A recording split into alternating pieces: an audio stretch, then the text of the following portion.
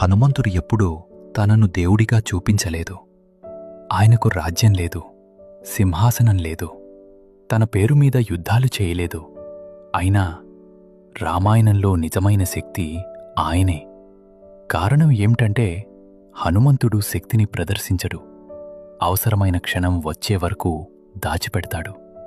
అందుకే బాల్యంలో హనుమంతుడు ఎప్పుడూ తనను దేవుడిగా చూపించలేదు.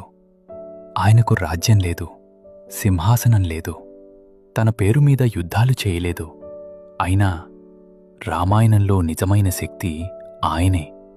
కారణం ఏమిటంటే హనుమంతుడు శక్తిని ప్రదర్శించడు, అవసరమైన క్షణం వచ్చే వరకు దాచిపెడతాడు. అందుకే బాల్యంలో హనుమంతుడు ఎప్పుడూ తనను దేవుడిగా చూపించలేదు. ఆయనకు రాజ్యం లేదు, సింహాసనం లేదు, తన పేరు మీద యుద్ధాలు చేయలేదు. అయినా రామాయణంలో నిజమైన శక్తి ఆయనే.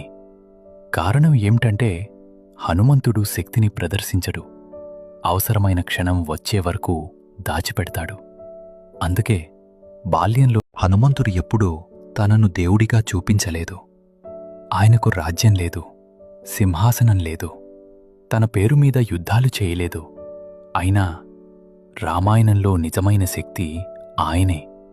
కారణం ఏమిటంటే హనుమంతుడు శక్తిని ప్రదర్శించడు, అవసరమైన క్షణం వచ్చే వరకు దాచిపెడతాడు.